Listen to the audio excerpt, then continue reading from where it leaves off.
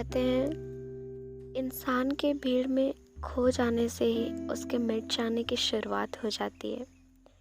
क्या आपने भी कभी आधी रात को नींद ना आने पर कानों में ईयरफोन्स लगाकर किसी शांत से संगीत की धुन में खोकर अपने आप से ये सवाल किया है, क्या हो रहा है मेरी लाइफ में? कहाँ जा रहे हैं हम? अब आगे क्या होगा? हे एवरीवन, मैं हूँ the other girl. Welcome to the new episode of Atmabodh, जिसमें हम बात करेंगे अबाउट फीलिंग लॉस्ट। कभी सोचा है घर में सबके होते हुए भी हमें अकेला क्यों महसूस होता है? ऐसा जैसे हमें कोई नहीं समझता। सच ही है, जिंदगी में क्या करना चाहिए, क्या बनना चाहिए, कहाँ तक जाना चाहिए, ये बताने वाले तो बहुत हैं। और आज के समय में इंटरनेट पे जाके सर्च कर लो, I am lost in life, और वहाँ आपको ढेरों आर्टिकल्स मिलेंगे, बहुत सारे लोग मिलेंगे आपको रास्ता बताने के लिए। लेकिन इन सब के बावजूद जब हम बाहरी दुनिया को खुद से अलग कर देते हैं, अकेलेपन के उस अंधियारे में जब हम खुद अपने आप से मिलते हैं, घबरा जाते हैं और डरकर उससे भागना चाहते हैं, उस सच्चाई से जो हम हैं।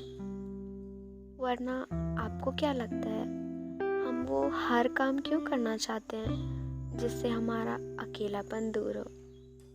क्योंकि जब हम अकेले होते हैं तभी हमें सारी बातें याद आती हैं कि कैसे हमने समय बर्बाद करने के अलावा और कुछ नहीं किया अपनी ज़िंदगी में। हमारे सारे फेलियर्स, सारी डीपेस्ट फियर्स, अनसर्टेनिटीज़ और इनसिक्योरिटीज़ सब तभी बाहर आते हैं। हम सहम जाते हैं और तब उससे भागना चाहते हैं, लेकिन भाग नहीं सकते। और तब हमें रियलाइज़ होता है कि हम खो गए हैं और हम परेशान हो जाते हैं। लेकिन ये कितना इंटरेस्टिंग होता अगर हम उस समय परेशान होने के बजाय अपने आप से थोड़ी बातचीत कर लेते, अपने आप को बेहतर जानने समझने की कोशिश करते, अपने आप को एक्सप्लोर करते, अपने अंदर छिपे उस ऊर्जा के भंडार को ढूंढ पाते जो हमें सबसे अलग हम बनाता है। क्योंकि एक बार रास्ता भटक जाने के बाद सही रास्ते पर आने के लिए भले हमें कोई कितना भी कुछ कहे, दुनिया हमें जो भी रास्ता दिखाए, पर कौन से रास्ते पे चलना है इसका अंतिम फैसला हमारा खुद का होता है।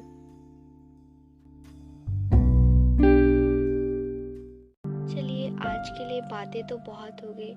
अब मैं आपको किसी से मिलाना चाहती हूँ, क्योंकि हमारे ज़िंदगी में आने वाली हर एक परेशानी हमें कोई ना कोई सीख देकर जाती है। तो आइए सुनते हैं इस खास दोस्त की कहानी। Hello everyone, I am Nimrit. ये तब की बात है जब मैं इंटरमीडिएट की पढ़ाई कर रही थी और मैंने साइंस लिया था। तब तो मैं बहुत ही बिंदास रहा करती थी, किसी बात का कोई टेंशन नहीं था। पर जब हमारी पहली एग्ज़ाम्स आई, मैं सारे मेन पेपर्स में फ़ेल हो गई थी।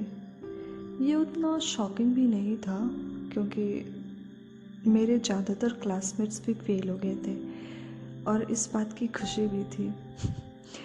तो होता है ना कि जब आपके दोस्त फेल हो जाते हैं तो आपको ज़्यादा खुशी मिलती है, पर कोई दिखाता नहीं है ना।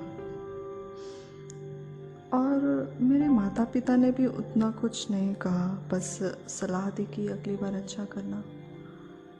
और इन बातों को मैंने बिल्कुल भी सीरियसली नहीं लिया। मैं वैसे ही पढ़ाई करती गई जैसे मैं ये नॉर्मल किया करती थी, और मुझे लगता था मैं एग्ज़ाम्स अच्छे से कर पा लूँगी, पर ऐसा बिल्कुल भी नहीं था।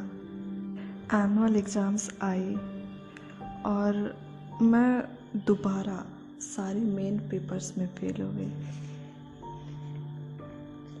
ये मेरे लिए अत्यधिक शर्म की बात थी और दुख की भी, क्योंकि मैंने ये दूसरी बार किया। पेरेंट टीचर मीटिंग, वो दिन मुझे आज भी याद है। क्लासरूम के किसी कोने में मेरे सर यानी क्लास टीचर, मेरे माता पिता और मैं मौजूद थे।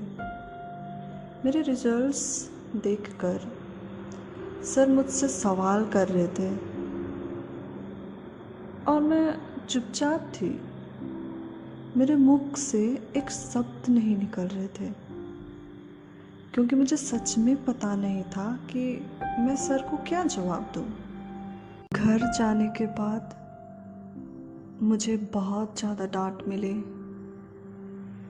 ऐसे ऐसे शब्द कहे गए जो बहुत ही ठेस पहुंचाने वाली बातें थी। उस दिन मैं रात भर रोई थी, क्योंकि मैं बहुत ज़्यादा दुखी थी।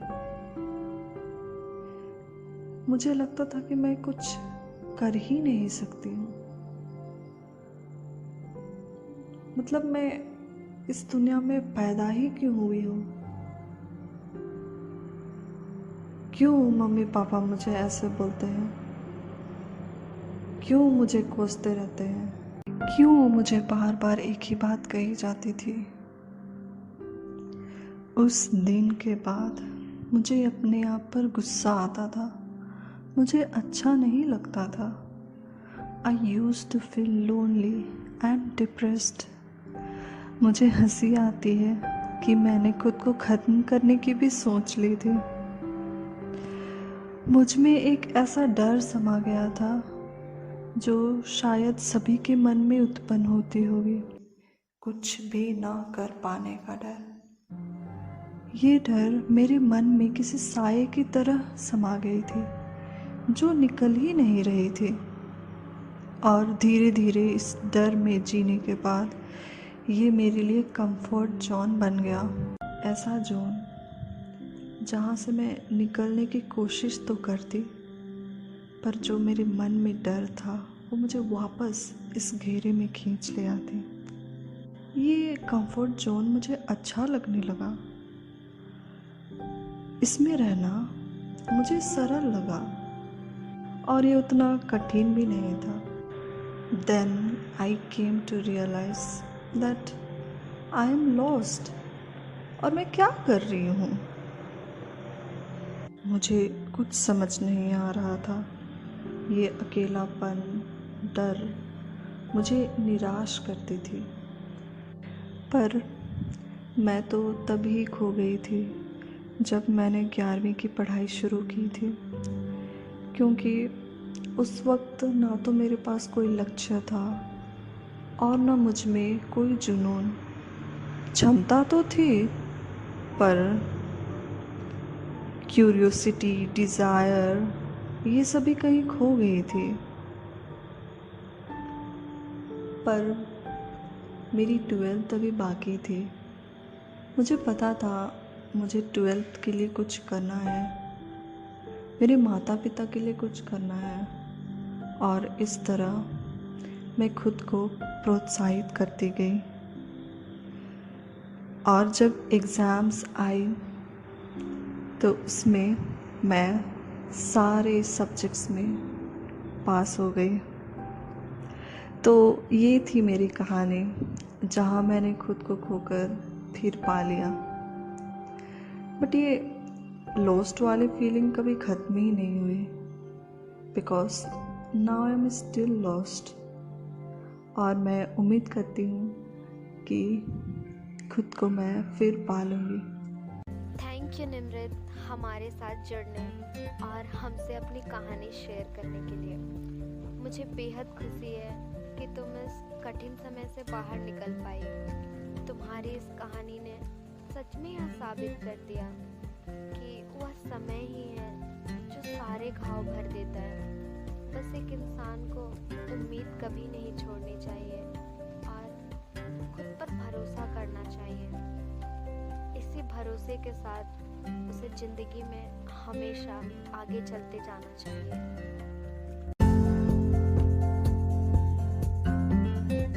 इस पॉडकास्ट का नाम है आत्मबोध, जिसमें हम मिलेंगे खुद से।